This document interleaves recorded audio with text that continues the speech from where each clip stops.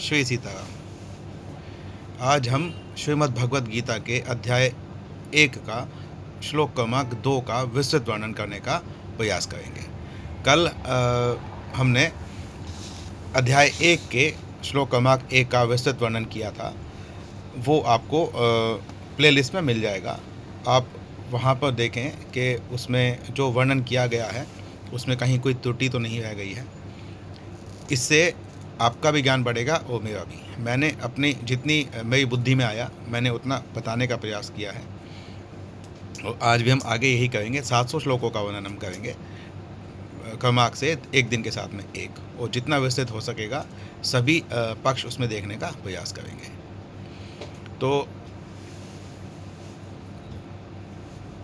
भगवद गीता के श्लोक नंबर 2 में, क्रमांक 2 में दुर्योधन जो हैं वो आचार्य के पास जाकर और पांडवों की सेना को देखकर आचार्य जी के पास जाकर उनको बोलते हैं। तो संजय के द्वारा ये श्लोक जो है बोला गया है धृतराष्ट्र के प्रति। तो ये श्लोक इस प्रकार है। दृष्ट्वा तु पांडवानीकं व्यूढं दुर्योधनस्तदा आचार्यमुपसंगम्य राजा वचनब्रवीत्।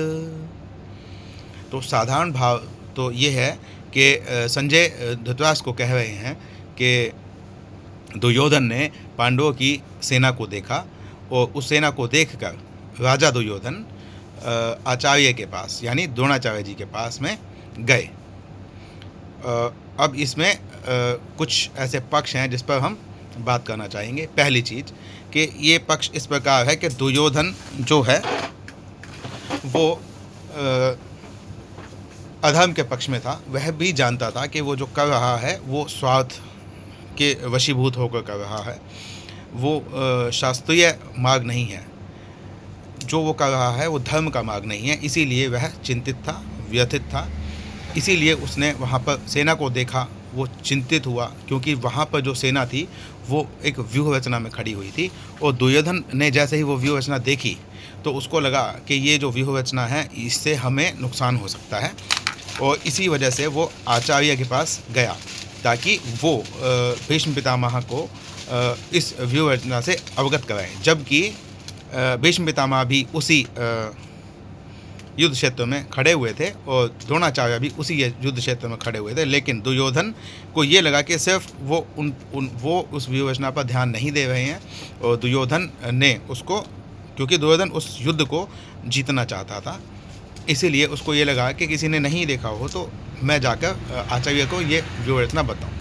तो वहाँ पर जो वो व्यूह रचना थी उसको बताने के लिए दुर्योधन आचार्य के पास जाते हैं और वो यह चाहते हैं, महत्वाकांक्षी दुर्योधन थे ही, उसी वजह से तो ये युद्ध हो रहा था। तो वो ये चाहते हैं द्रोणाचार्य के पास जाकर ये बताने के लिए कि आप जाइए और पितामह भीष्म को इस व्यूह रचना के बारे में बताइए, क्योंकि पितामह भीष्म जो थे वो सेनापति थे, तो वो ताकि इससे अच्छी व्यूह रचना कर सकें और पांडवों को हम ये युद्ध हरा सकें।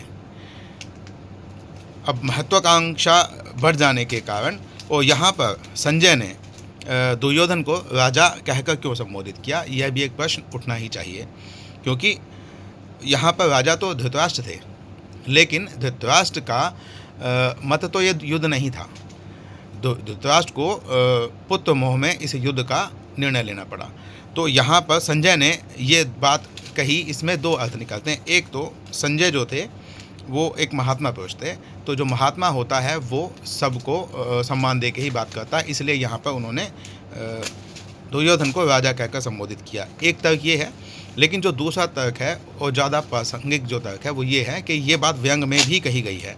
क्योंकि दुर्योधन को राजा कहने का तात्पर्य यहाँ पर ये है क्योंकि जितने भी निर्णय उस समय पर लिए जा रहे थे वो सब दुर्योधन के निर्णय थे, धृतराष्ट्र के नहीं। धृतराष्ट्र तो उनके मोह में पड़ चुके थे, जिसकी वजह से जो दुर्योधन कहता था वो निर्णय उनको लेना ही पड़ता था। तो ये इसीलिए जो निर्णय ले रहा है, जो शासन कर रहा है, हर तरीके के निर्णय ले रहा है, तो राजा वही होता है, इसलिए दुर्योधन को राजा कहा गया।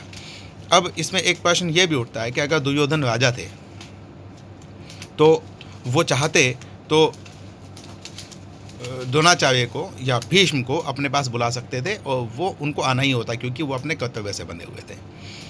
लेकिन दुर्योधन वहाँ पर खुद क्यों गया? दुर्योधन वहाँ पर खुद इसलिए गया क्योंकि वो इतना महत्वाकांक्षी था। उसको ये डर था कि पहली बात तो वो भीष्म को, द्रोणाचार्य को पक्षपाती मानते थे, क्योंकि उनको लगता था कि वो पांडवों से भी उतना ही प्यार करते हैं जितना कि वो कौरवों से करते हैं। कौरवों के साथ तो मजबूरी में खड़े हैं यहाँ पर युद्ध में, लेकिन असल में उनका जो मत है वो तो पांडवों के साथ में ही है। तो अगर द्रोणाचार्य अपना स्थान, पद छोड़कर, या पद नहीं स्थान कहेंगे, जहाँ पर वो युद्ध स्थल में खड़े हुए थे, उस स्थान को छोड़कर अगर वहाँ से जाते हैं तो दुर्योधन को ये लगता है कि वो मोर्चा कमज़ोर ना हो जाए और सेना में अव्यवस्था पैदा ना हो जाए जिसका पांडव फ़ायदा उठा लें।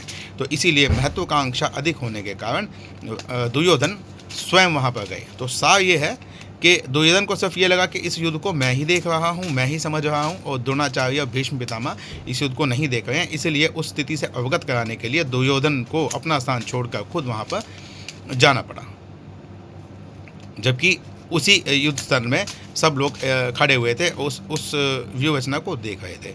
तो अगर वो जो व्यूहरचना थी, क्षमा करें, तो सार ये निकलता है कि दुर्योधन को अपना स्थान छोड़कर उन लोगों को ये बात बताने के लिए जाना पड़ा जो लोग खुद वहाँ पर उस युद्ध में उपस्थित थे।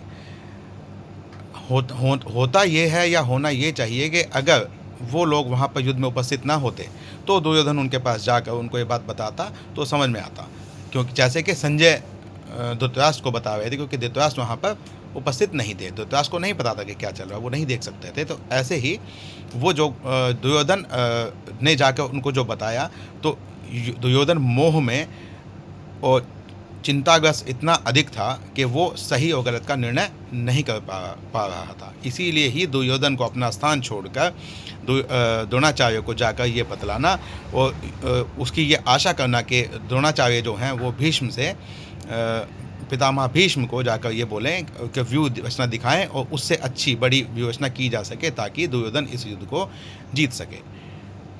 श्री सीताराम।